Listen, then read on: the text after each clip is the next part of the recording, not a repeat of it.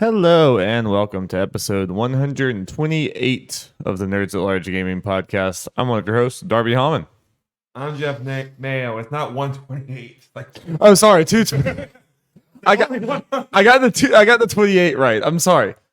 Hello and welcome to episode 228 of the Nerds at Large Gaming Podcast. That is 128 to 227 ratio. What do you think we were talking about in episode 128 of the Nerds at Large Podcast? What do you think the headline was about? What do you think 100 episodes ago?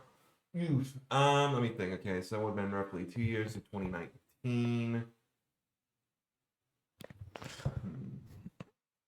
You're probably not gonna get this. Yeah, we're probably roughly maybe talking about I don't know. I'll say 2019. The topic was Overwatch introduces hero pools. That was the main thing. I don't know what else we were talking about. We were talking about Byleth Smash impressions. One of the many Final Fantasy 7 remake trailers, Overwatch hero pool, Resident Evil 8 rumors, Stadia drama. I don't even know what that meant. Could have been anything. Could have been freaking anything. And Wonderful 101 Kickstarter. Is that something you did, Jeff? I was thinking about it. I never ended up doing it. And predicting the Smash DLC Pack 2. I wonder how wrong we were. Oh, I think it might still be on the dock somewhere. I could pull it up now. No, but we were like way off. I think the closest thing we probably got was a Xenoblade 2 character. Yeah. But beyond that, I can't think of anything else we probably got right. Yeah. I don't think neither of us guessed ARMS. Well, yeah. Yeah. Why would we? Well, enough about the past, Jeff. Let's talk about the future. And lots of sequels to games coming out in the first of many that we've gotten in this current, upcoming stretch is Mario plus Rabbids. I was about to say Kingdom Battle, but that was the other one. Sparks of Hope. Yeah. Hope. It's been put upon us. There is hope. Sparks. Ubisoft giving the hope somehow. Yep. The unlikely heroes. Indeed. Jeff, how is this? It is awesome so far. I am in the second world, a little over 10 hours in, I want to say. So, still got a good ways to go. Right now, I'm not done with the second world, but doing some side quests before I, go on to finish it, Okay, so either you're close to the end then? No. For the second world. Oh, okay. It's supposed to be 5. I was about to say, wait, what? No. Okay. I still have a good way to go. Yeah. But it is great so far. Very different in a lot of ways from its predecessor. Obviously, one of the biggest ones we've talked about is just the overworld and just traversing in that, that kind of, just the overworld because, we've talked about it, but for people who do not remember or never knew, for the first one, the overworld map was just grid-based and you literally all your battles were just in the overworld, right? Where in this game you get teleported to an arena, right? Like a battle screen, basically. They're procedurally generated, I think, for at least all the random ones. Story ones will be set, but when you fight like random opponents on the map, you'll get teleported to random battle arena, random obstacles and walls and shit, and objectives and all that. Yeah. Oh, cool. Yeah, and I still don't really remember, because I didn't play it, but the combat itself and everything seems very different as far as it's not grid based. It's you can move around and everything, but you still have limited movement and everything. But just the way that the strategy plays out or whatever, as far as this, still turn based strategy game, just seems like it's definitely different. Very different. Yes, yeah. A lot of the main concepts and stuff are still there as far as. Yeah, it's an XCOM game. You're hiding behind it. The way percentages works as far as your likelihood to hit a target's the same kind of mindset for it or whatever. But yeah, it's because it is not grid based and you got kind of free movement. You can only move so far, and you can upgrade people's movement to make them go farther. Yeah, but you have free movement there, and what is interesting because of this makes it different. The way the battle is set up between player turn and enemy turn. Right. So you can switch between your characters pretty freely. In the first game, you had to do all your movement at once for a character. You couldn't just like move a little bit and stop. When this game, as long as you don't attack, you can move as much as you want. So you can move to a spot, Right. have one of their teammates jump off that character, Right. and then move them to another spot. Yeah, I mean, it's definitely strikes me from, and I also played a little bit, like played the first like tutorial and then like a few battles after that. And it definitely seems like it would be a harder game to make from like the strategy standpoint because they just let you do a lot. Like they give you a lot of tools and let you like really expend yourself, like, because again, like you said, with you can basically move one person as far as they can go, then they move the other person to them and they jump off of them and they get to go all, so you can clear like a lot of distance. And you also have a dash and a gun and an ability, and you can do like all these things. And you can upgrade them to have multiple dashes. In one turn, yeah. So it just seems like it would be a hard game to balance and make, but it sounds like they did a good job of it. But it's like, it seems to me like it's a pretty fun balance between like a strategy game that you really have to think about or whatever, but they also let you feel powerful and let you string a lot of things together in a fun way. And it's almost like a combination of like a Fire Emblem and almost like a Valkyria Chronicles, where it's like you're kind of doing strategy in a 3D space running around. I mean, it's a cool fusion. I like that. Yeah.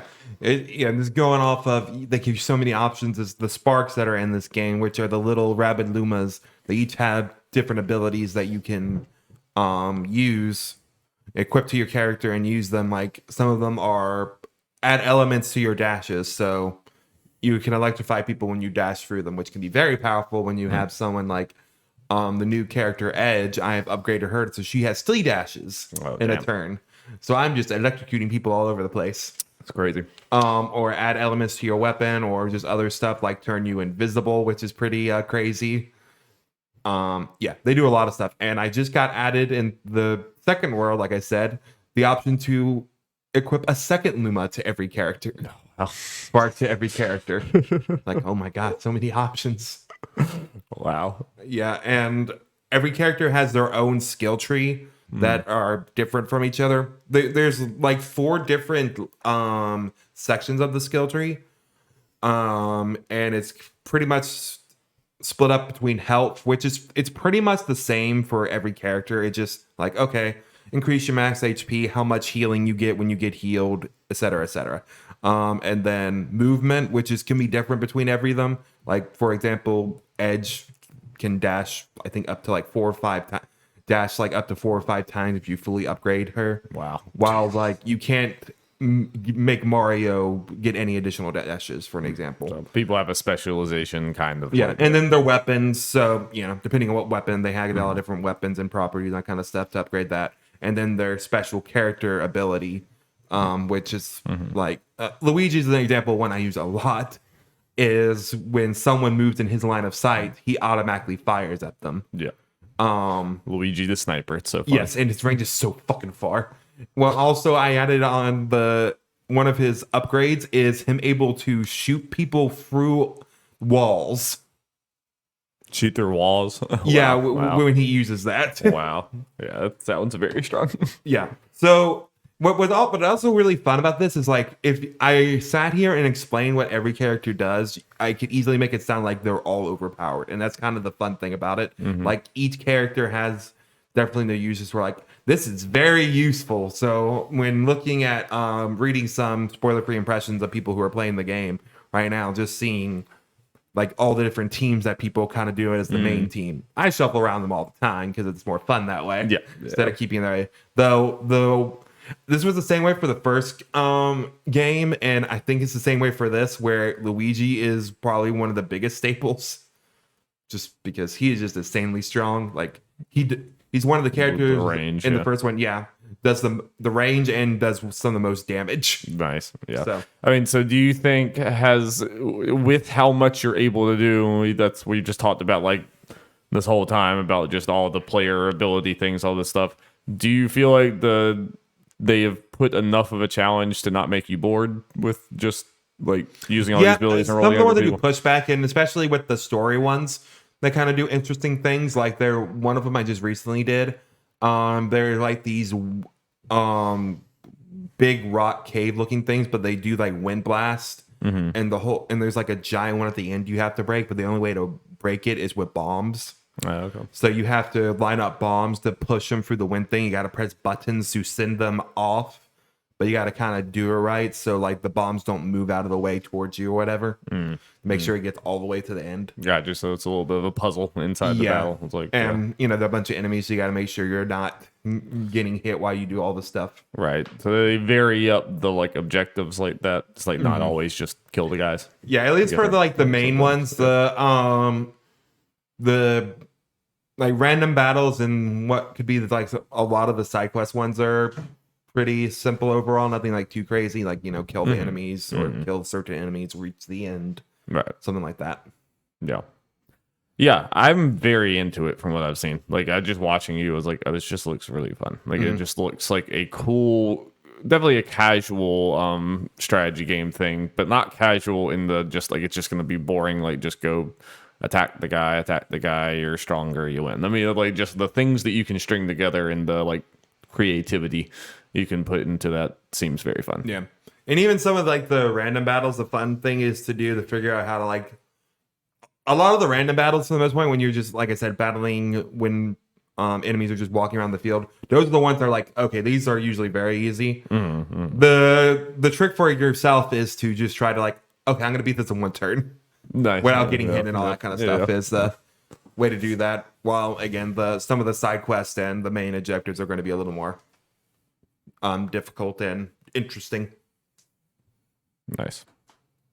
Do you think we need to talk about Mario plus Rabbids story at all? I mean, it's probably pretty irrelevant to the enjoyment of the game, but yeah, story's nothing too crazy. They honestly start with, I mean, it's not even much compared to a lot of games, but comparison to what we used to for Mario games and then even the rest of the game I played at this point, like it feels like a good bit of cutscenes. It's showing Cursor, which again, obviously Rosalina controlled, and all that, which is fun. And yeah, story's nothing crazy. It's like we're going to these worlds. The vibes are jolly. Yeah, we're jumping to worlds to try to get to Cursor. And yeah, I have not got to Rabbid, Rosalina, or Bowser just yet. I gotta imagine at least one of them's coming soon. I imagine what it's gonna be is I get one of them during the second world at some point, and I get the other one in the third world, and that'll be it. Do you know how many worlds are gonna be? 5. I think they said straight up it's 5. Is each world pretty big and long or whatever? Yes, I mean, you made it to the beach area, right? Yeah, the first world or whatever. I was like literally right at the beginning. I just did like 2 battles, but yeah, that's one. And the next one I would say is a lot more I feel definitely feels bigger / more layered. It feels like compared to that one. The first one I think is a good first one. It gets a lot more straightforward. It's just being open. And is there much going on in the hub worlds besides just battling or whatever? Just going on and doing side quests and trying to find that and solving like little environmental puzzles and all that kind of stuff. And seeing the rabbits do stupid things. I will say it's very off-putting and weird to be walking around in an environment as Mario when you can't jump. It just feels very strange. Just wait for someone else. just give me some jump, like even a pitiful little jump over a hill. It just feels weird. The jump man not jumping. But yeah, it seems like a very good game. Yeah. Oh yeah. Should we talk about the rabbits talking? the lie is just very again. I want to emphasize before I go into this, it doesn't matter. It really doesn't matter. Yeah. Like the game is good, and the game I would not like or dislike the game off of this. Just want to be clear, it doesn't matter. But I found it very interesting, like the weird lines of talking or whatever. How in the game, the rabbits kind of they talk. They they'll say full sentences. They'll do all this or whatever in battle. Like Rabbid Rosalina would be like, "Hi, I got you," or do all this other stuff. But just fully voice acted this or whatever. But then in every cutscene I've seen, it's pantomime, like the old Lego Star Wars games, always, where it's just a bunch of making noises and everything. Yeah, for the most part. Beepo, it's weird because it's Beepo, the little the Roomba, who was also in the first game. Everything they say is fully voiced, and then the little crystal AI that he made is also fully voiced. Yeah. While the Rabbid characters, like for the party members and the ones that the NPCs you meet, they will say like the first sentence of their line. Yeah. The line that's posted on the screen fully voiced, or at least a good chunk of it, and then the rest of it's not.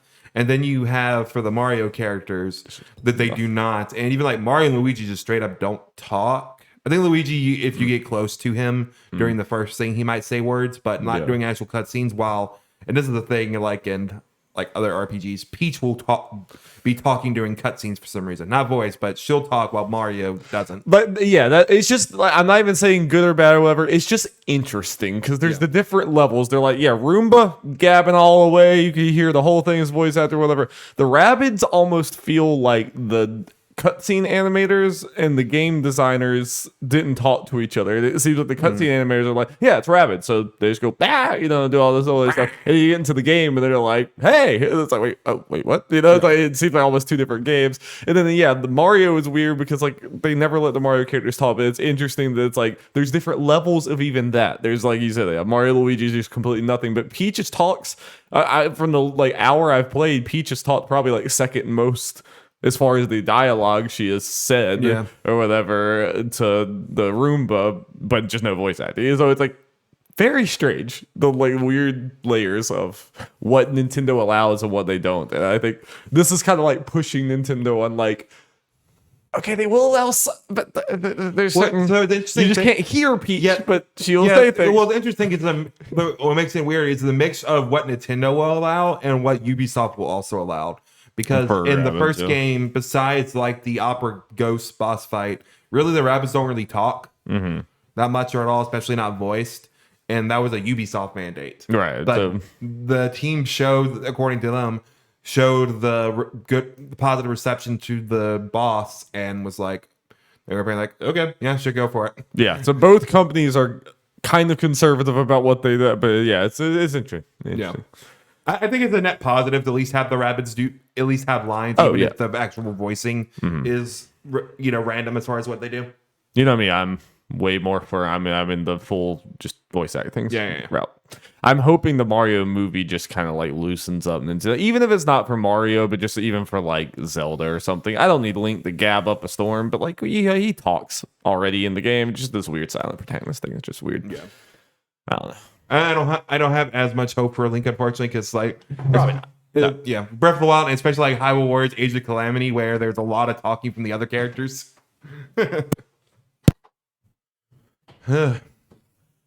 All righty, Darby.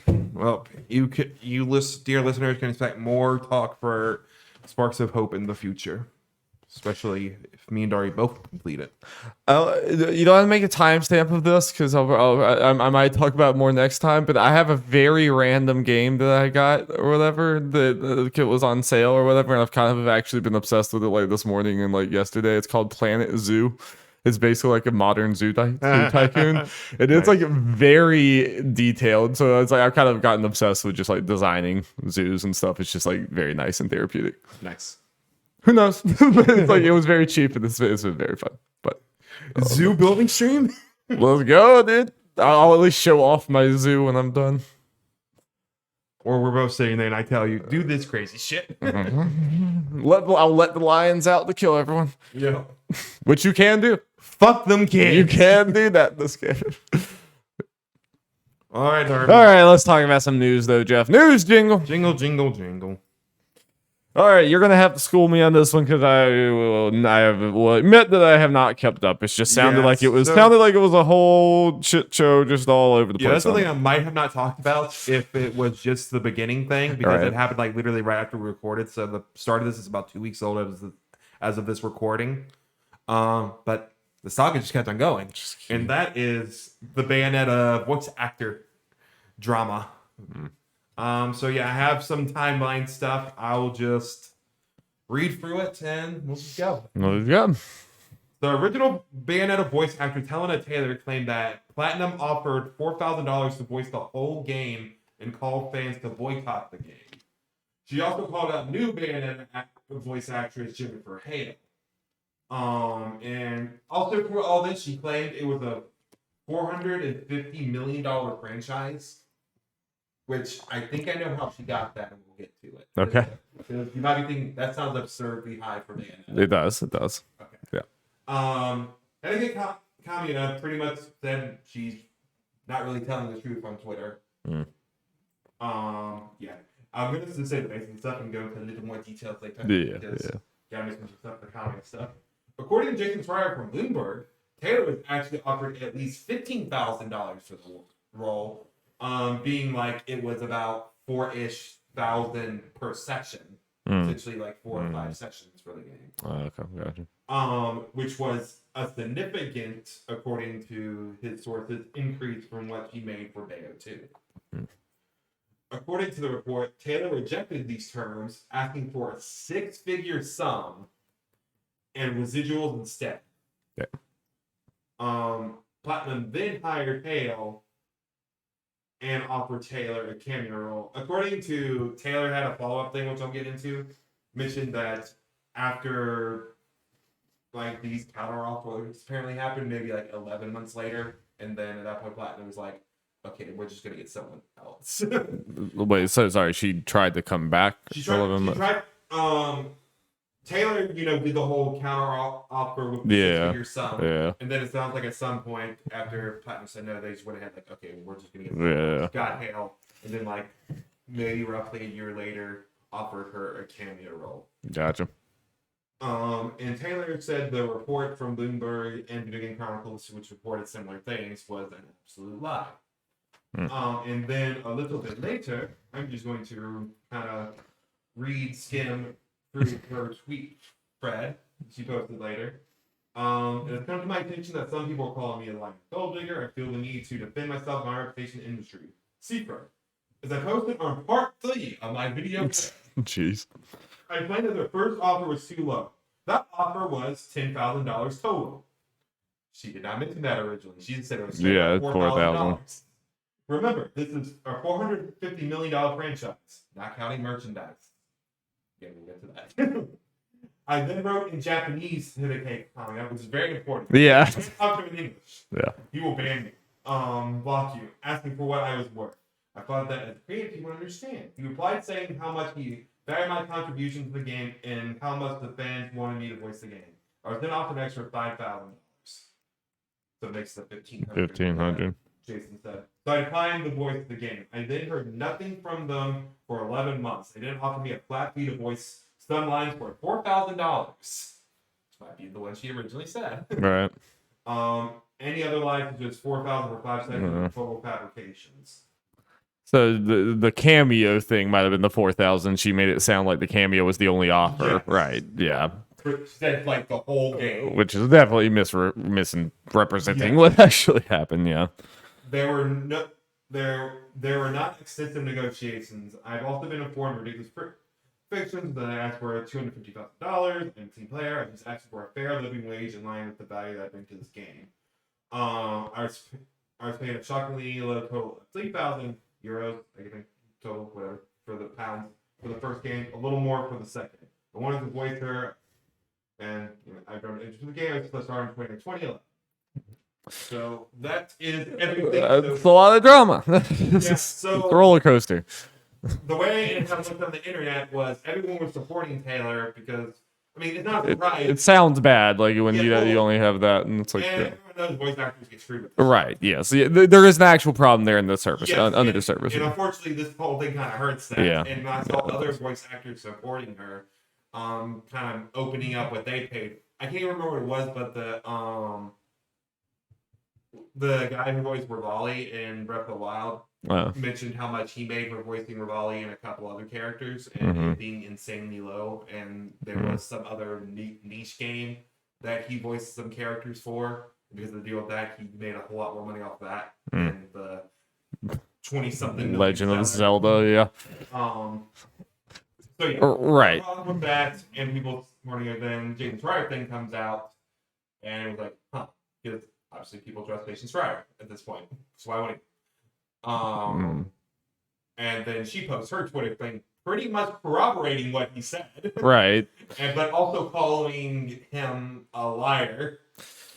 Is not a good look for her. No, it does. I mean, this is why it's like It sucks because there's real problems there, and we should default to like listening to people when they come out with the stuff, but you do also unfortunately have to pay attention and try to get the full facts of the thing or whatever, because I mean, yeah, when I first saw this, and like I think because this happened like one by one, it wasn't all at once. So like when I first saw it, I was like, oh god, that sucks. Yeah, this is like it was awful, or whatever. And if I never looked at anything more, I would have just thought that, it would have gone forward thinking that. And that's the dangerous thing about this. It's also just it's bizarre from her standpoint that if this was just a blatant misrepresentation of what was happening, did you think they weren't going to come out and show the receipts? Someone was going to come out there and say, like, not let you just slander them. They were going to, like, whether it was Jason or it was them directly saying, like, no, we offered her this. Like, no one's just going to sit there and take that on the chin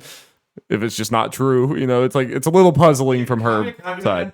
Arguably, she could not handle it the best, but coming on Twitter is interesting. Yeah. He can be very aggressive, especially with his honestly weird only speak to him in Japanese thing. His rule is if you speak to him in English you get blocked. Mm-hmm. Which is kind of weird, especially since he tweets in English often. Yeah, it's a little strange, especially for a public Facebook. What sucks here is that he got a lot of hate and stuff for this, and he said it is a lie. And I imagine part of the NDA stuff he may not be able to go into exactly as far as cash, so that's why Jason's good for this stuff to get the actual facts for this stuff down. He also got some very anti-Asian racism and stuff. Yep. Going his way because of all this and all that. So. Which, or corporate shill. Jason Schreier corporate shill, which I saw throwing around. Excuse me. Excuse me. Jason, obviously, I'll just believe in supporting at this point. But it's like, hey, if it's in the defense of a corporation, especially, it's like, oh yeah, Sorry, your mic. How dare you? It's still here. Yeah. But also with this, part of the reason Taylor was so believable with this, was I think we even still have that question now is if this isn't true, why make these claims and just burn these bridges? And then it turned out not to be true, and she keeps on doubling, tripling down. It's why are you doing this? I mean, she's as far as I understand, Bayonetta is her only video game voice acting role. She's primarily a stage performer. Yeah. So I guess and there might be. I mean, again, I don't know enough to know how good these numbers actually are compared to what they should be making. I mean, this might be significantly lower than any other project she does or whatever. I mean, there might be a legitimate problem there. The answer is to talk about, I don't get paid enough, not to lie a bit to make it seem worse than it is. I mean, you know what I mean? That's just even if, which I don't know, even if this number is too low for what she should be making, then just say that. Yeah. Just say I was offered this amount of money and it's not, and this is wrong. I was offered 4,000. Based on what my understanding is, I might be a little wrong in these facts, but I think it's generally right. As far as I think, also a question we had when this was first came out before the Jason update was, if money was them paying you was the issue, why would they go with Jennifer Hale, who is under a union and it's a bigger name in general and would probably not accept that? Because based on what people who know more than me, it sounds like what she was offered was kind of union rate. Mm-hmm. And again, we can argue that that's too low. I think. Yeah. And I don't know enough. But that always worked. And I will say, even from the beginning, she called out Hale hard because kind of how could you do this to another actor? Which I was like, I'm with you, but that's not the best look. Yeah, it's not her fault. It's she's just taking a job, and I think it's fair to assume that even if what happened with Taylor was the way she initially portrayed it, Hale didn't know. No, she was like, "Hey, the Bayonetta job's available. I'm going to take it." Yeah. I'm sorry, I was gonna say something, but I forgot. But it was even from the beginning, I thought that was the one part even before the rest of this came out that was made me think something might be up because of the fact that she was like, yeah, they wouldn't pay me more than $4,000, and then they go get Jennifer Hale. It was like, part of me immediately thought like, maybe there was some like personality problem, or there was some like agreement problem. Like, there had to be something more than just money if they were willing to go do that or whatever. You know, it's like, and this maybe is, you know. Yeah, my pessimistic look, because again, I was under the impression like, I don't see the angle for Taylor to necessarily lie about this. I still don't exactly completely see it, but the facts are there now. Unless you just thought, I mean, it seemed like she was just kind of lashing blindly. Just yeah, like, well, everyone, like for some reason they like, my thought process could have been, okay, if you know everything Taylor said was accurate, it's like, okay, maybe they just wanted a bigger name, so they lowballed her so she would kind of step down, turn them down, so they can go after the bigger one. And I mean, I don't know if she just thought that the truth of this would never come out, so that she would just get a bunch of publicity for it. I don't know. I don't want to add on to the thing that makes this whole thing kind of suck and icky and makes Taylor not look as good. Sorry, gonna get a little bit political here real quick. Well, I forgot to put this in here, and when mentioning it, her boycott was initially like, hey, instead of money you were going to use to buy the game, you were to support charity. It's like, okay, that's not necessarily a terrible thing. Then she listed some charities. Oh boy. And I think she's British. Like, she's at least European. She had an anti-abortion thing from Kentucky on her list of fun. Yes. Yeah. Wonderful. Fun. So listeners, you know where we stand on that. Fun stuff. Fun stuff. Yeah. So everyone's like, oof. Yeah. This keeps getting worse for me. It keeps getting worse. So yeah, that was a roller coaster. I don't even know what to take from it at the end. It's like, again, I don't want it to sabotage it's actors fighting for more money. I don't want to sabotage that. So, you know, it's like there's actual real problems in the core of this. Just maybe she is not your hero in this. Yes. Yeah. Yeah, it's kind of good to talk about to like people know. It's like, hey, you know, even if you're like, or questioning maybe getting banned on it because there's like, man, you don't want to support people treating people shitty. It's like, well, that wasn't the fact, so you can get banned at least. At least it would appear on this front they're no worse than anyone else. Not saying that it's great. They might, you know, whatever, but it's just Well, and the funny thing is, I feel like this probably will have the opposite effect of what Taylor thought it would now after all this, because it just got Bayonetta on people's brains now. No, yeah. Yep. I mean, it at this point, definitely not hurting its sales. Even, not that us talking about it in our podcast affects anything with their sales, but you can extrapolate us to other podcasts. We would not have been talking about Bayonetta this week, even with this. We don't generally talk about this game's coming out soon or whatever. You know, we talk about when it has the trailer, when it's a person announced, but like right before it comes out, we're not really talking about it. And probably these other podcasts aren't either, but it became the news this week. So it's like, Well, not talking about Bayonetta first the game, unfortunately, because probably none of us are going to play it. No, probably not. It's not anytime soon. If someone handed it to me for free, maybe, but you know, I could have gotten that, but it's like, I'll just let money in general be saved. There's a lot of games, yeah. Alrighty, there's that. Now let's talk about something more fun. Yes, let's do that. Indeed. Alrighty. Something I definitely will be picking up. Yes. This comes from Joe Scrabbles from IGN. Potentially Mr. Scrabbles' last article on here. Leaving IGN. I don't know when the date is, but I don't know if he said what he was doing. I just saw that and like, this could be the last one. This is his last Scrabble. Yep.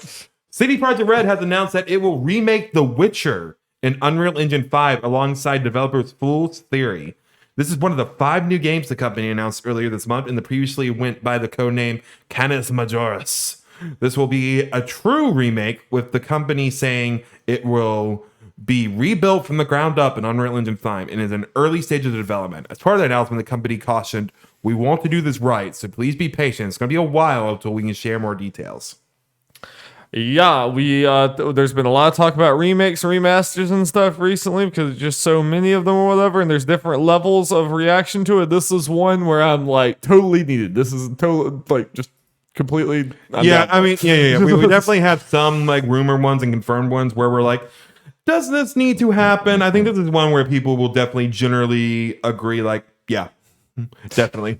Yes, because The Witcher is obviously way bigger than they ever, probably even back then, ever thought that it would be. It exploded up or whatever. And I've played some Witcher 2, I've never played Witcher 1. Even Witcher fans, even people who like this game say like, yeah, I mean, you can try to go play it if you're a major Witcher fan, but you really don't need to because it did not age well, like mechanically. I think the story and everything is great, but everyone's like, mechanically, it's a rough early days PC RPG.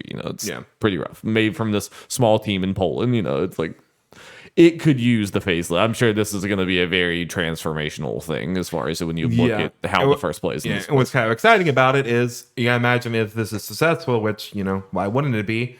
We'll probably get a 2 remake. Yeah. Where it's like, okay, well, the whole trilogy sounds like then it will be good. Yes. I don't want them to make a Witcher 3 remake necessarily. I mean, I guess if this happens, like this ends up finishing like 10 plus years in the future. Maybe talk. I don't know. I would rather just have the new Witcher games feel much better than Witcher 3 does, but I don't necessarily need Witcher 3 change like that. But yeah, as far as us, I mean, this is super cool too because me and you both love The Witcher 3. We fell into that world. We love the show and everything. We'd love that world.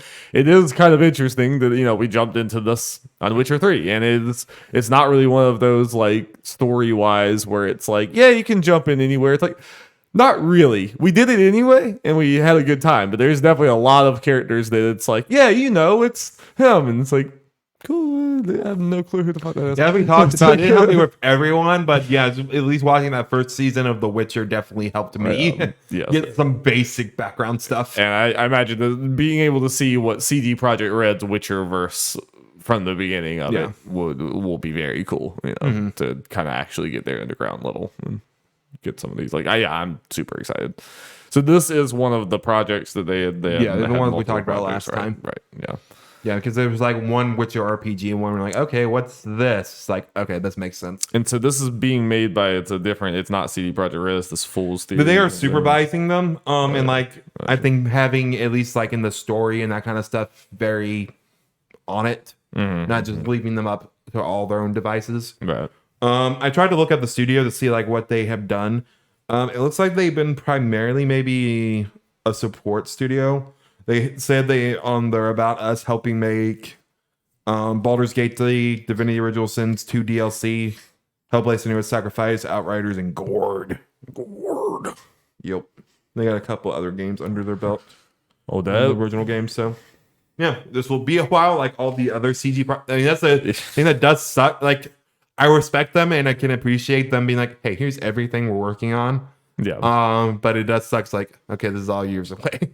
I like it though. I like it just being in the open. I think it's easier for the developers. It's just, it's not like they're sitting here like, here's this teaser trailer that's nothing, but it looks like it's this very everything. And they're like, no, this is happening. No, it's kind of like, you'll see it later. Where investors or whatever being like, yeah, here's literally everything we're working on and who it, and I like it. It's like, here is who's working on it. So you're like, okay, it's not being all worked by the same main CD Projekt Red. It's like it's being divvied up. I mean, this is a giant, probably everything we've seen this year with these announcements. I mean, it's giant like stock ads. It's like invest in CD Projekt Red because look at all the cool shit we're doing. Look at all this stuff. It's like, which I mean, I know Cyberpunk had a lot of problems. I do think CD Projekt Red is still on pace to be like just a very premier one of the like big dogs in the gaming industry now. So at least in the RPGs. So hopefully they don't fumble that. Yeah, we'll see when we get the next one. Speaking of things coming back, Silent Hill, it's back, baby. Konami was like, it's been long enough. Let's announce a bunch of things in a showcase. So it was very funny. Ended up being a day before a Resident Evil showcase. I don't know. It's hilarious that this has been predicted like how many times every year for the last like 10 years of like, oh, it's the Silent Hill. It's going to happen. Oh, it's going to happen. It's happening, boys. Finally happened. Yeah, like it has it kind of gets this lunch eaten a little bit by Resident Evil, which I still don't, it's not going to matter in the long run. It's just like for 1 week, everyone was like, oh no, Silent Hill got overshadowed. If the games come out and they're good, no one's going to talk about the fact they were announced alongside Resident Evil. So what do we get, Jeff?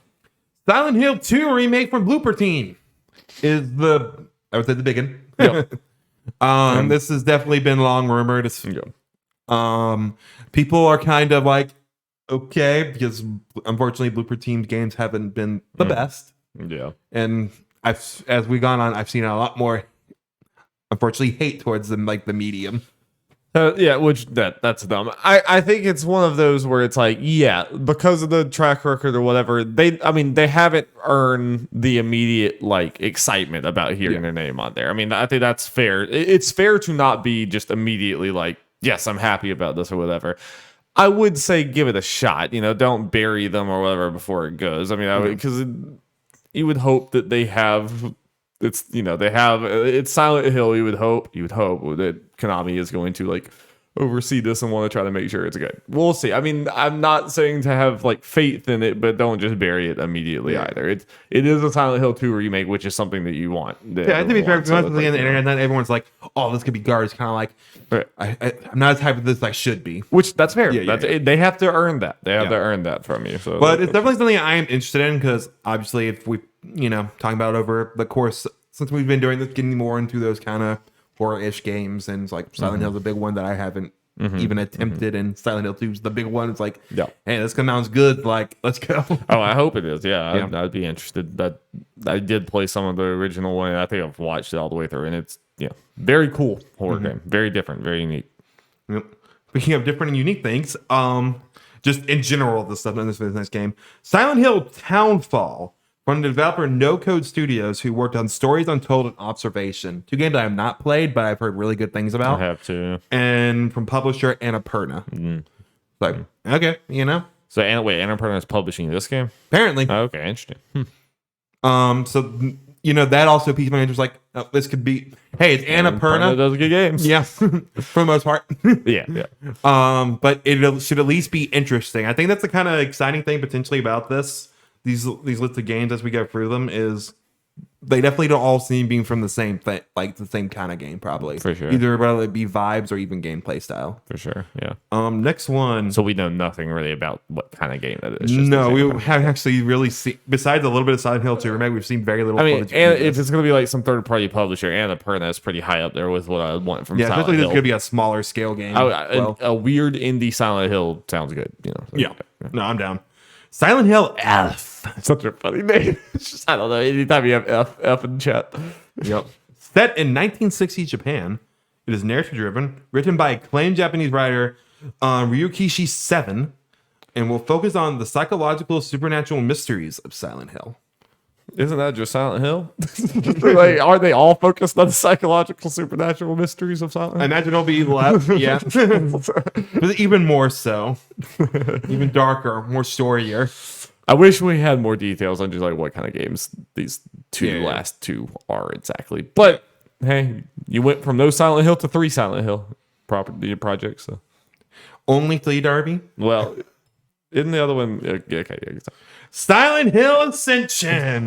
This is the one I'm more like, what the fuck is this even thing? Because I feel like this is the one in a way we got the most details about as far as what it actually is. I'm just going to read the thing from IGN's article on this from Matt Kim. This is what the little blurb for it is. Potentially the most unique announcement from the transmission, which what they call the presentation, coming out Silent Hill Ascension, an immersive project where participants around the world will control the characters in a new Silent Hill story.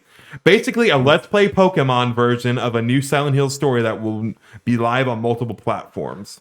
Silent Hill Ascension is a collaboration between Gidbit Entertainment, Bad Robot Games, Behavior Interactive, and DJ2 Entertainment. Okay, so I thought that the whole interactive thing was for the show or whatever, the live action thing they did, but this is a game that is a... Yes. Weird.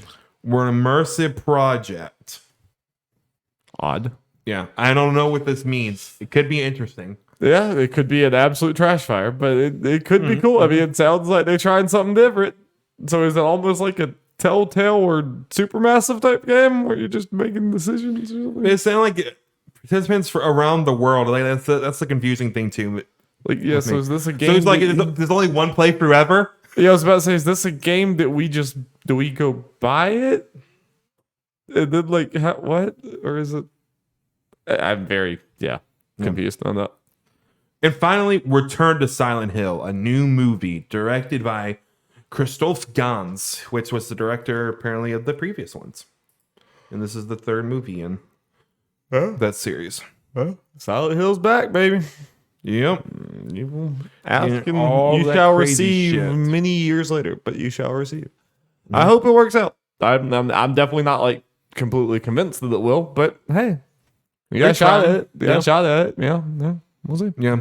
I guess the only thing that's unfortunately missing from this, which could have been cool, is and who knows, maybe the descriptions of these are just kind of bare, so maybe like Silent Hill F could be more than we're thinking, like a just straight up, hey, here's like a new mainline Silent Hill. Mm-hmm. People who know more than me, I think I might have seen people Hopefully think this F is maybe building up to that if it's not already one of these. Maybe they are also working on that, but these are just closer in comparison to that. It's like, hey, we got enough here to get people, at least titillated. Well, let's say the big ends for later. Yeah.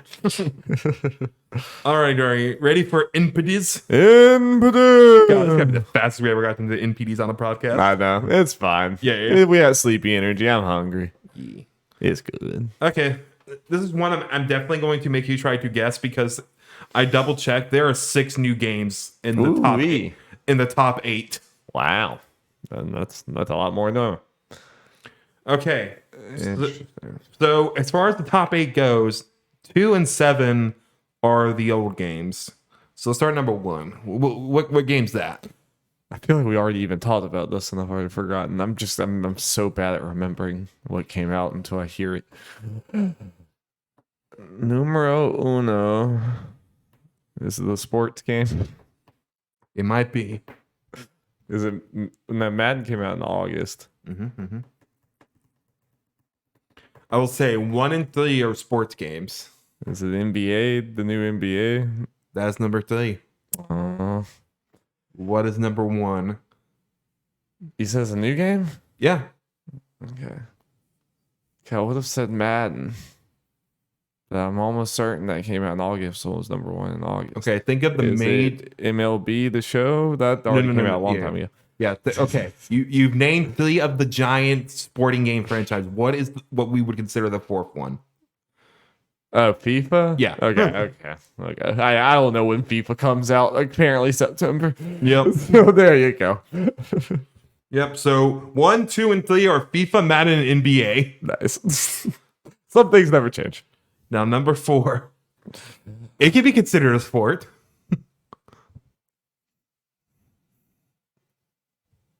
I'm so bad at this.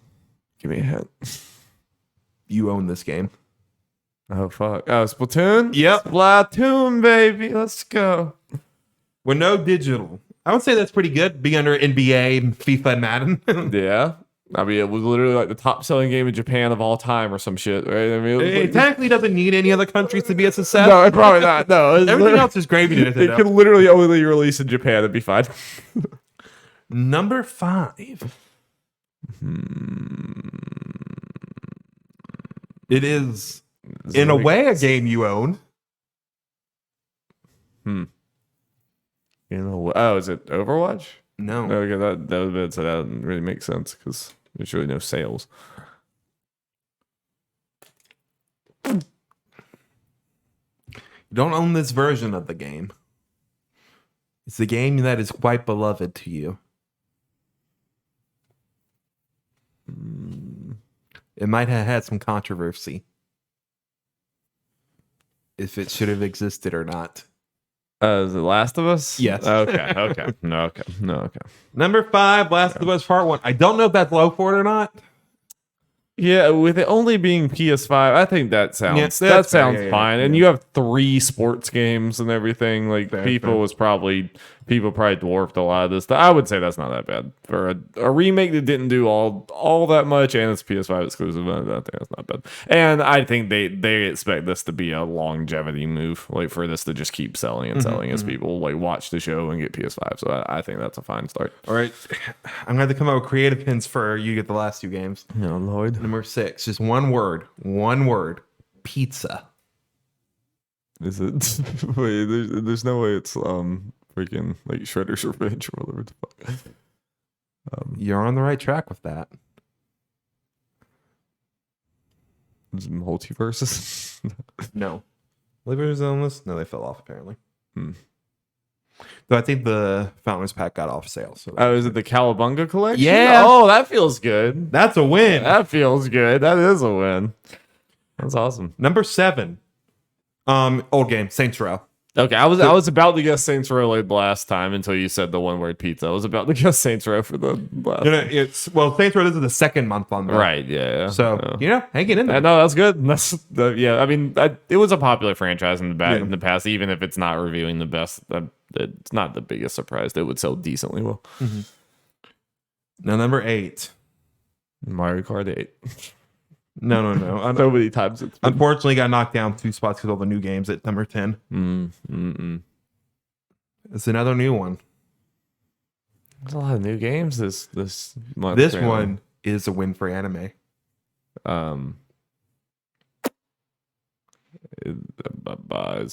Wait, you said new game. Wait, Xenoblade? Did Xenoblade come out in September? That was July. That was July, yeah. Duh. Lord. I don't know what anime game came out in September. I was definitely interested in it. We might have had a main topic on it on this very podcast where I did a presentation. Is it the JoJo fighting game? Yeah, baby. What the fuck? Win for anime. That is a win for anime. That's shocking. Shocking. Yep. All right. Number 9, Elden Ring. Probably his lowest spot, but hey, a bunch of new games. 10 Mario Kart, 11 Minecraft, 12 Marvel Spider-Man, not Miles Morales, which it's not even on this list right now. No, I don't know. I don't know if it's not been on the list for like a couple months or something, but it was definitely a keeper in the top 10 for quite a while. Yeah, didn't Spider-Man just come out on PC? Yeah, that's the reason. Yeah. Lego Star Wars, number 13, still. Yeah. 14 Smash, 15 Call of Duty Black Ops Cold War, 16 Horizon 2, 17 Call of Duty Vanguard, 18 Assassin's Creed Valhalla, 19 MLB The Show 22, and 20 getting back in that top 20. Another win for anime, Dragon Ball Z Kakarot. Nice. That was still hanging around. I'm trying to think what's the particular reason. I might have had a DLC announcement recently, and that could have been it. Because I think it got released on. Did it just release on Switch? I can't remember. I would not be the one to ask, Jeff. Yeah. Let's see. So PlayStation 5, because it improved supply, ranked first in both unit and dollar sales. Yes. Switch was second in hardware sales, and Xbox Series X and S placed second in dollar sales over the Switch. Neat. Yep. Nothing else too crazy. Let's see. There's top 10. Nothing too crazy. The top 10's the same. Just to kind of refresh people on what they are, run down real quick. Elden Ring number 1 still. Number 2, still Lego Star Wars. Impressive. Very impressive. Jumping from 5 to 3, Madden NFL. Dropping down 1 spot is Pokemon Legends Arceus. About to be replaced. I'm sure they probably won't. I don't think it had a whole year. It's not going to be replaced. Yeah. So, The power of a Pokemon has been out all fucking year. yeah. Number 5, Horizon. Number 6, MLB The Show. Call of Duty Vanguard at number 7. Gran Turismo at number 8. Kirby and the Forgotten Land at 9, baby. That's. I mean, it's gonna be out of there by the end of the year for sure, but you love to see it. It's jolly. 10 Mario Kart 8, and the only new entry to this is FIFA at 11. We are getting pretty late in the year, and Elden Ring's still number 1. What's the chance that it remains there? The Call of Duty has now released, so that's We'll find out next month. Yeah, interested. Call of Duty will probably still beat it, but I hope. Let's go. Come on, Alrighty. Now we're in other news. Other news. Beautiful. Other news. Alrighty. A new Mortal Kombat has been announced. I think you know where this is going, dear listener. If you haven't already heard already, considering this is another news. It's a fucking mobile RPG. Exactly what we were thinking. Yeah. That's Mortal Kombat 12, everybody. Mortal Kombat Onslaught, let's go. God, fucking shit.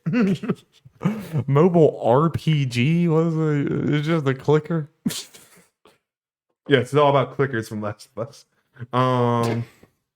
Sorry, I had to. Oh, it will feature a cinematic story. No, It's coming out next fucking year. Mortal Kombat, y'all just chill. It's just a cash grab. It's just gonna. They're cheap to make. Whatever. They have an IP. They did probably just is probably like the same mobile game you've seen 1,000 times. Just slap Mortal Kombat skins on. And apparently, it's also because like the Injustice 2 mobile game's still going and still getting updates. Damn. But that's not made by NetherRealm as far as I know. Yeah. This is being made by NetherRealm. Waste of time. Yep. And feature a story, and I'm like, yeah, fuck.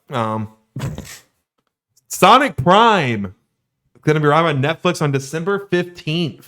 That's the show. Mm-hmm. Gotcha. We got a trailer for that. Mm-hmm. You know, I'm liking what I'm seeing. The go into different alternate realities and stuff. It looks like Sonic will be transported to one where I guess Eggman wins and his friends are in the Resistance and they are battle scarred. Like Amy's like half of her face been like replaced by a robot and she has tall robot legs. Oh shit! Cyberpunk Sonic. Knuckles has scars on his hair. Punished. This is literally Sonic. What if? Looks fun. I'm down. Is it just Elba voicing Knuckles? No, it's a whole new cast. He won't be sexy anymore. Honestly, like I'm very impressed so far. It's the cast is doing really good jobs. Like, you know, if you have them side by side, you could probably tell the differences. But at least on the initial thing, it's like no, it sounds a lot like the general cast for these characters. Nice. So I'm excited. Also, Sega claims the Sonic franchise has surpassed 1.5 billion sales. Damn. Also, I saw that headline. I'm like, that makes no fucking sense. 1.5 million sales. Then I look closer and it's like it said downloads in there. I'm like, oh, Sonic Run, the mobile game, that counting towards this. Like that's the only way it makes sense. So they really padding those numbers Yeah, with the free download. yeah. I'll say like, I don't know how much for that to happen. Best selling Sonic game has to be in the hundreds of millions. Yeah. There's no way that that's true. That number is kind of probably doesn't really mean that much, but It does. Just No, really get the well, same. it's so funny because like someone made a top list of the top selling franchises Sega had based on that list, and it was like 1.5 billion Sonic, and next one 40 million some random bullshit. It's like they call that sales and downloads. It's like, show us what the difference between the sales and the downloads are, and they're like, no, we'd rather not. Actually, we'd rather not. I don't think I will. We had a new Final Fantasy 16 trailer out of nowhere. I like it. It's pretty, very pretty, very Looks anime, crazy. very cool, very cool. Like how it goes wild. into like different kingdoms. I'm curious if like the different, I forget what they're calling the summons. icons. Icons, yeah. Or kind of related to each of the kingdoms because it looks like one of the kings is Titan. I think that's kind of what they said before. Right? Yeah. They're like the guardian of that person realm or something or whatever. But visually, it is pretty stunning. I mean, it is like Square Enix has been upping their game more and more and more every title, but this is definitely like 7 Remake looked amazing. This is like holy fuck. You know, like you're definitely leveling up. Kind of one of those telling like, oh yeah, this is going to be next gen only. It looked like it. It looked I'm like excited. it, for sure. And I mean, they described it as like this globe-trotting adventure, and that was part of why they wanted to do. Well, I don't think they said this directly, but it's speculated that's part of why they wanted to do like the hubs instead of just a pure open world, because they want you to be like you're in this country now, you're all the way across the world in this country. So I it's can't remember if they hard said to for do that this. if it's a one. No, they said that for 7. No, that's pretty much what they said for 7. Yeah, was it's that? probably the same thing for both. Yeah. Yeah, that's It cool. makes sense. No, I think that's better. I mean, like, for this type of game, if you got Elden Ring, you really want that seamless open world. But this is like, for this RPG thing, I think the hubs are going to be big and expansive and everything. It's going to be cool. But like, the story just seems very like gritty in a good way. You know, it's like very medieval war fantasy thing. It seems cool. I mean, it's over the top, but not like in the over the top anime-esque way. It's like, you know, in a different way. 15 or even 7 and stuff. I mean, I don't mean that like. I'm sorry, I love that shit. Oh, absolutely. But it's cool to kind of have this for a Final Fantasy game. It's after a less while. goofy. Yeah. Which I mean, there's probably gonna be some goofiness in there, but Final Fantasy leans into the goofy sometimes. The goofy and the serious, the mix. But Yeah, I just wish that the combat wasn't what it was, but it does look very cool. Rocksteady co-founder Septon Hill and Jamie Walker are leaving the studio. They're also like the heads of Kill the Justice League. So like, But this shit happens a lot for a lot of games, and it doesn't usually end up meaning a ton. I mean, these jobs are stressful. A lot of these people have been there a long time. They might be wanting to see their families, I don't know. No. It's not like it never means something like bad. It's like just and people leave. Like Suicide Squad is probably closer to the end of development at this point because, as far as we know, it is coming out next year. The bulk of their work is probably done. Yeah, so it makes sense to say to go on to the next adventure and all that kind of stuff. So kind of more for like the future of Rocksteady, depending on it, because obviously they help create the Arkham series and stuff. So like, and then when you see like Gotham Knights, you just worry about the future of WB games. That's fair. That's fair. That's a fair one. Callisto Protocol canceled in Japan because of its rating. Too brutal. I mean, and then the studio's like, nah, we ain't changing shit. that I could kind of see that. I mean, it is very violent. And that's definitely, from what I've heard in other cultures, not in Japan especially, or whatever, where, our big hang up here is there was a boob. Oh no. A booba. But you could rip a body in half and show like all their intestines and everything being like spliced open and everything. That's fine. It's the opposite in other places. We are probably the more backwards one here, but that's that game's gonna be gross. Very gross. I'm down. Let's go. Still very interested in that game. Persona sale time, Darby. The Persona series has sold 15.5 million. Bam. With Persona 5 being 7.22 million of those. A little under half. Not super surprising, honestly. No. But 77% of Persona sales come from overseas audience. I mean, non-Japanese audience. Wait, overseas from whom? Japan. So they come from outside of Japan? So yes. Yeah, okay, gotcha. Yeah, 77 non-Japan, 23% Japan. Gotcha. Which, I mean, that's actually a pretty high percentage of Japan. Of your audience being Japan, probably, right? If you consider Europe, North America, and everything. I mean, I don't know. It's like a quarter of. It depends because sometimes I don't know. It just kind of depends because based on like it. I think it just more shows just how much Persona has grown as a franchise like worldwide because it was probably like a higher percentage Japan because of how niche and the way the game is and how Japanese centric it feels at times. So maybe this could mean like, hey, they'll look at other inspirations or stuff. But yeah, it's my immediate thing was just like Japan's a pretty small market. Yeah. And again, especially since this is a series that up until very recent, or company honestly for Atlas very recently had it go to Japan first, and then us having to wait a long time. This shows like, hey, a lot of our sales are overseas. It's like we need to get that stuff out there. I would hope, and they did that with Shin Megami Tensei. Right. I would hope those days are pretty much over. Yeah. I think that's the important thing with that stat. Yeah.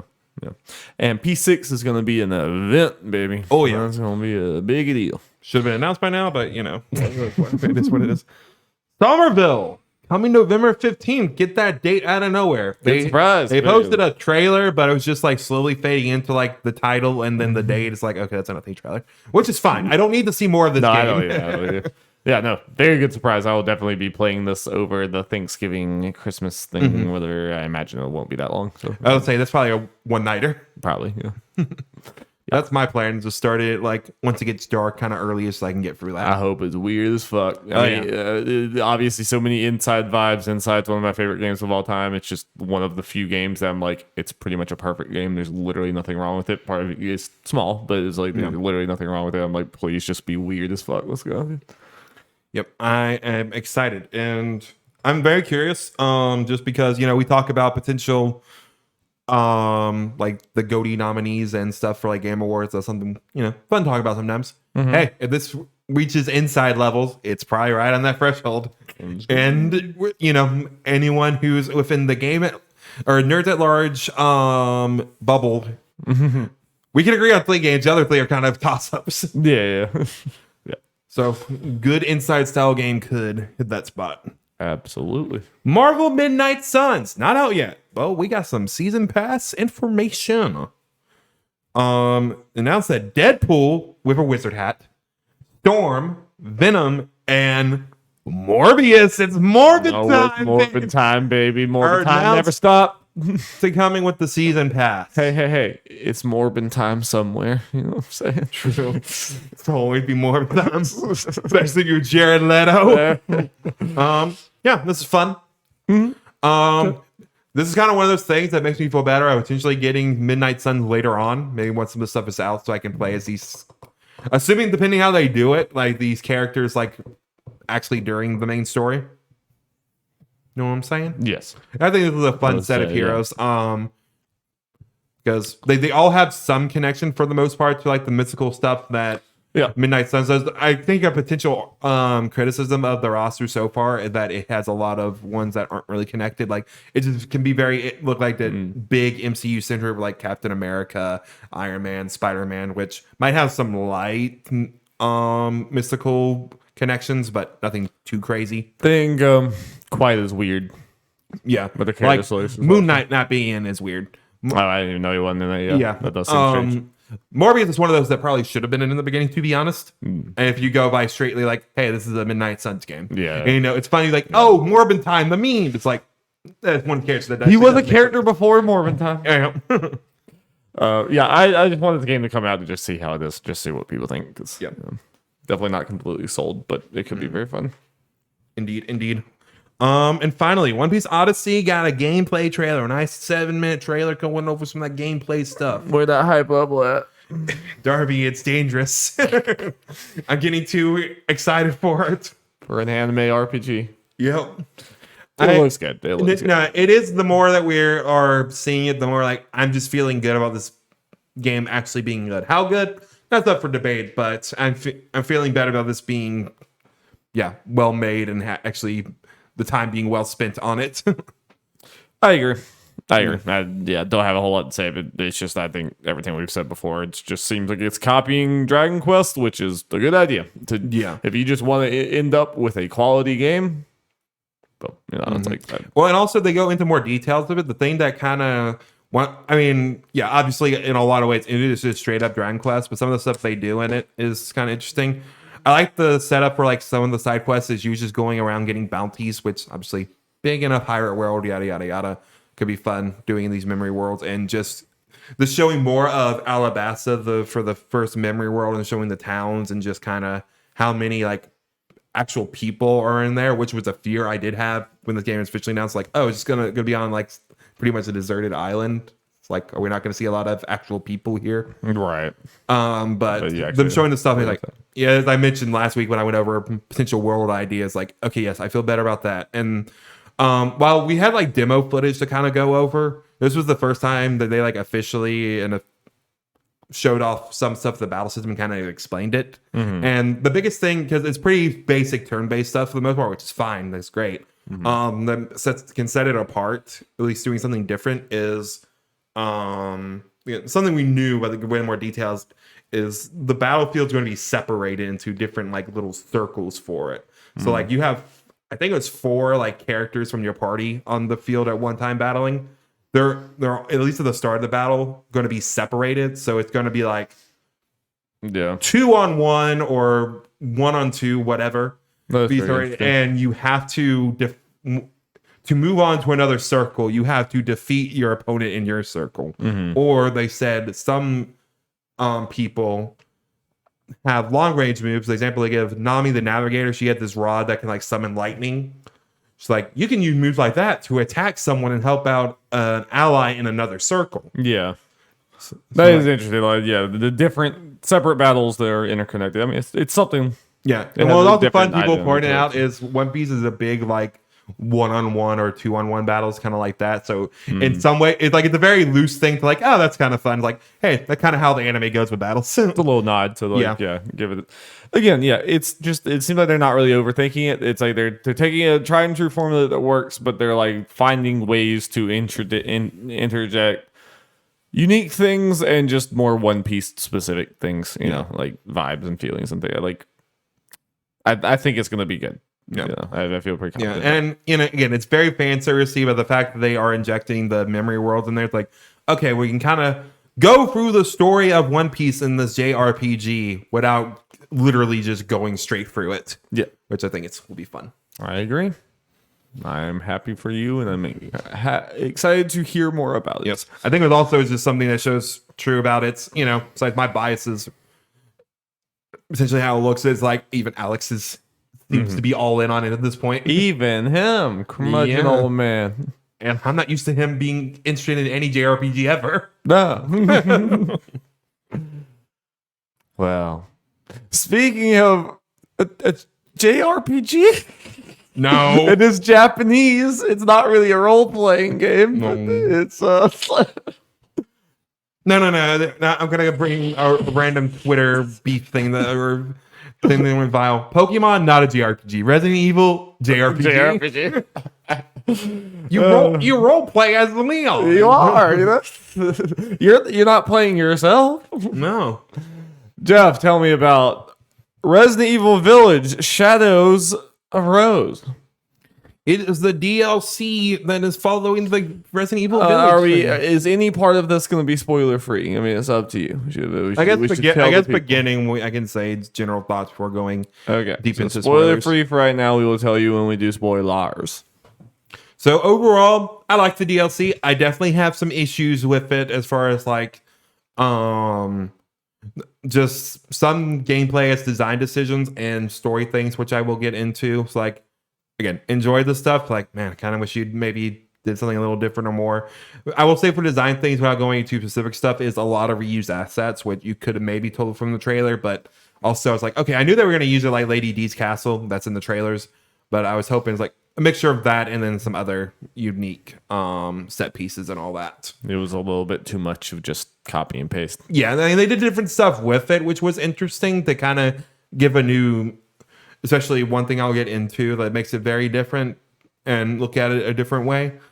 And I think even one location technically might have been there longer than the original game, but yeah, it's a bummer. Like there's literally just like one small room that, as far as I can tell, was a new location like you could actually walk around in. Otherwise, it was all the exact same, just modified with for some literally the whole extra DLC. shit. Yeah, that kind of sucks. Yeah. But yeah, gameplay wise, was it pretty much like Resident Evil 8, or was it drastically different? It wasn't drastically different. My hope was maybe they, and then another thing that was like, okay, they could have done a little more here is Rose's powers. That's kind of the big thing about this. And saying trailers like she wants to get rid of her powers because they make her feel like a freak and she gets made fun of at school and all that kind of shit. she sweats out white goo. I mean, we've all been there. Yeah. We all went through puberty. It's fine. Yeah, true. They could have potentially done more with the powers because it's primarily throughout the game you just kind of stunning people for like 2 seconds. Right. You played some Resident Evil 2. Like the main thing for the powers is stunning them real quick, or when they get you before they like do the equivalent of biting you or whatever. Like the zombies like to do. You can use the powers to stun them and hit them back real quick. It's like you had to. You're still not really doing an action. You're still not like an action thing. You're still running away. From things. Yeah. So there is one weird thing about the powers I will get into when we get into the spoiler talk, which we could do right. Okay. Well, spoilers from here on out. Yep. By people who don't want to hear spoilers. It's like 3 hours. Just go play it. Yeah, I mean, do you recommend it? Yeah, I recommend it if you're really into it and just want to revisit. You just feel that Resident Evil itch and want to get into it. Really like the Winter family and all. I have heard like there was on the podcast that were like a very big Resident Evil fan. It was the Besties, the McElroy Brothers podcast, gaming podcast. They're huge Resident Evil 8 fans, and they said like you don't need to bother playing this. That's what they said. I mean, is there anyone you would suggest don't bother with, or if you're a Resident Evil fan, you just recommend it? If you are someone who is lukewarm on the Winter story and storyline, that's who I would say maybe. Don't bother with it because the gameplay stuff probably would be the difference maker for you to be like, because in a lot of ways it's just more Resident Evil Village. Gotcha. So yeah. Okay. Spoilers. Jeff, why is this game awful, Jeff? True. Why is Terrible. It hot trash? So yeah, like I said, you just do the reused assets. Like it's split into a couple different big parts. The first one being like you're going through Lady D's castle, and you have like this. Because I don't need this anymore. Giant masked, or not giant, but masked Duke that's evil. And Wait, the big guy? yeah. Ah. But the way the story is, you're going into the Mega Mycete, which is like the big or the center of the mold or whatever. Going into the memories, and they say straight up like it holds the memories of people that died around the Mega Mycete. It's like, oh well, I can definitely Ethan. yeah get an idea of who I'm probably meeting in here. Have the chance to. And you run into a couple like Rose clones. And the whole thing with in the part one with the castle is the Duke is hunting him down, trying to find like I guess a good clone or whatever. But then you're there and he's like, oh, you'll do. So he tries to track you down, tests you, yada yada yada. While the whole time in this DLC, Rose is going to each place trying to find a crystal to take away her powers. Right. And you do that, you just go through trying to find masks in Resident Evil faction to put on a statue to unlock the crystal, and do all that kind of stuff. Go through the castle, dodge some monsters, kill some monsters, yada yada yada. Fun times. The gripping gameplay that I love. Yes, especially that you love. Yeah, do that, and then you defeat a big boss there. You don't defeat the Duke, and you're still kind of confused why he's still there. Then you go into like what is the dollhouse from Village, which is the fun one because it takes away all your weapons, Right. and it's more of the survival horror kind of thing. And they do that here. They take away your weapons. You're kind of doing similar-ish things, but sounds like more reused assets. yes, literally the exact same house, but yeah. just kind of what is on the walls and stuff is different for the most part. But the stuff you're doing is different and interesting, and it's probably the best part of the DLC. If anything, it could have been made a little longer than it needed to be. Because I showed you a video of Maximilian Dude playing, and he was like with the mannequins. Yeah. There's this part where you're running away from them, and it's like quickly realize, oh, when I look away, they walk towards you, and they don't stop immediately, but you kind of see them when you look towards you, or they come from behind a doorway when you can't see them real quick. You see them move and all that, and you get up to 4 of them at some point. Very creepy. Yes, it's like that Resident Evil 7 demo thing or whatever on steroids, where the mannequins there would just be more of them when you look away and come back. And they didn't really do any. I mean, they kind of say like it's your mom. It's like it looks like Mia the mother. At least the hair does, and it's obviously supposed to. So you escape from them, yada yada. Then you get shrunk down, and now everything in the house is big, which is kind of cool. Now you're playing Grounded. Yeah. And you have these killer normal dolls. Honey, I Shrunk the Rose. Yep, and they're trying to kill you. So you're doing this whole thing where they have like flashlight eyes, and when they see you, they attack you. So you got to stealth around there. It's fun, little stuff. Get to the end, yada yada yada.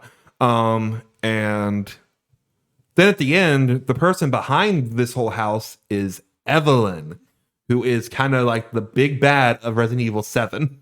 So when she died, she's in this. So she wasn't in 8 proper. Mentioned, yes. To try to connect the two and all that.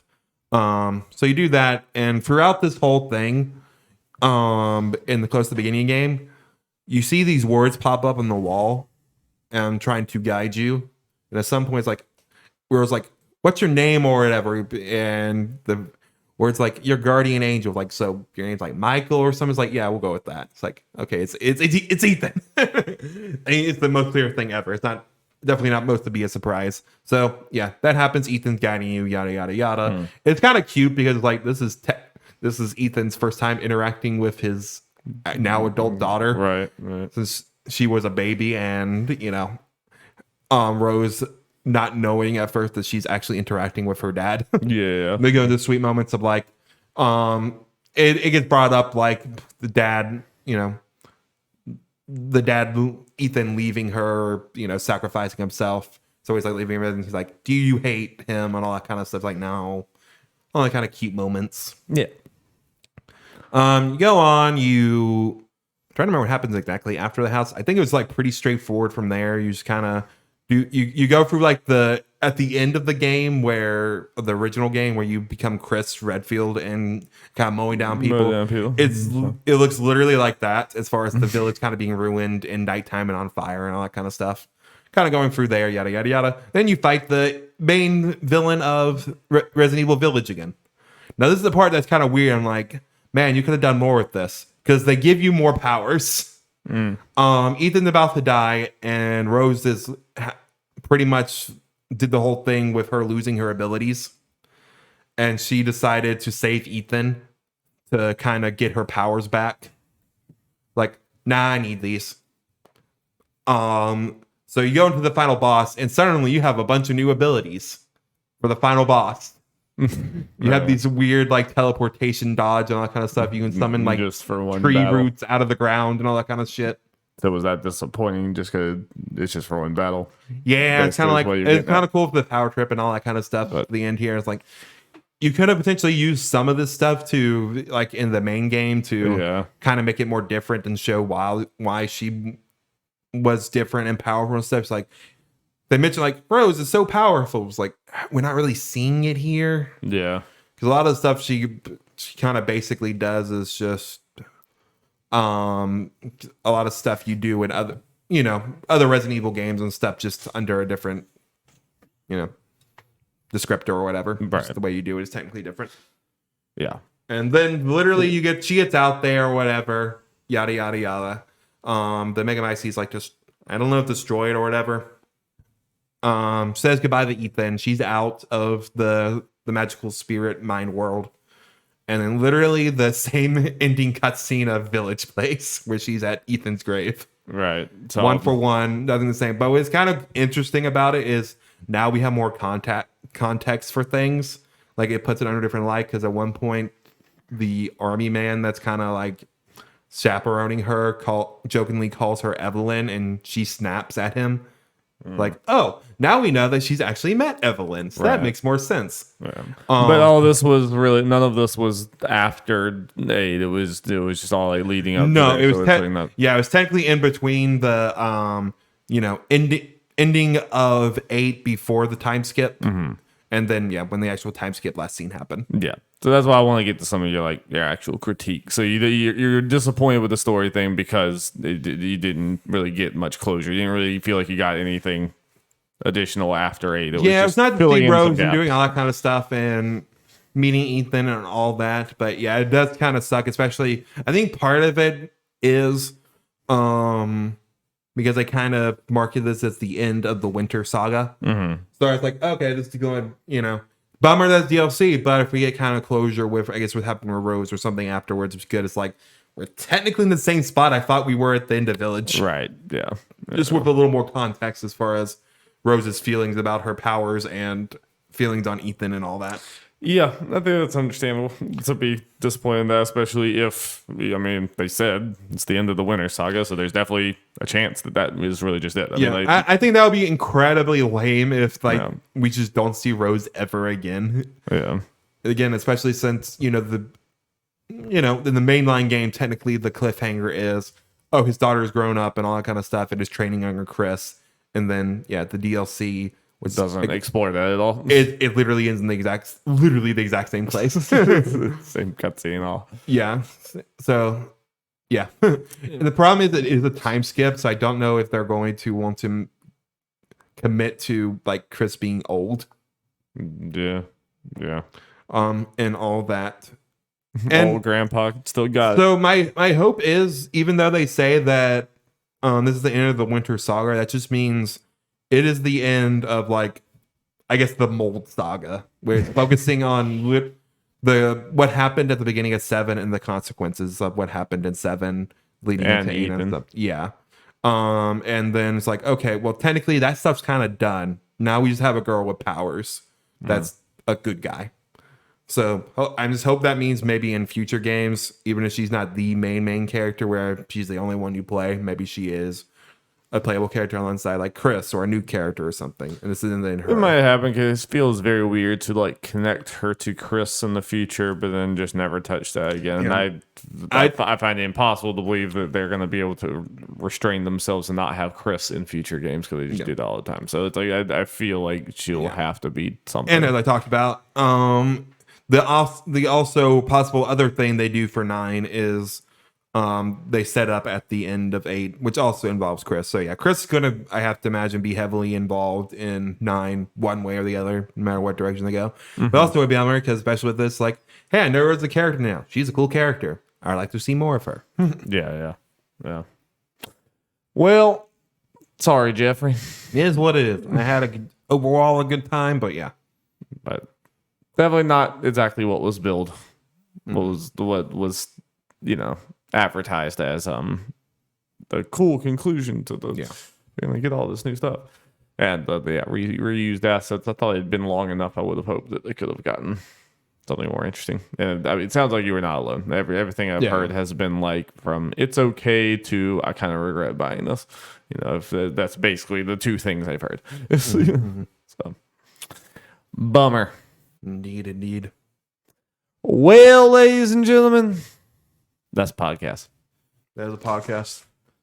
As a podcast, we will be back with more. There'll be other definitely Mario plus Rabbids. Do we have any games coming out between now and then? Assuming we record in roughly 2 weeks, a little game called God of War Ragnarok will be out. Just a little old game. Yeah. Little old game we might be interested in. I'm sure we might play. We may. I'll see how I feel about it. And then shortly after that, probably will not be, definitely not for next week's or the next podcast we do. Pokemon Scarlet and Violet will be out soon. Pokemon. Yep. Hell yeah. Excited for both of those games. Tremendously. Good time. Well, look forward to that. I love you all. Goodbye. Bye.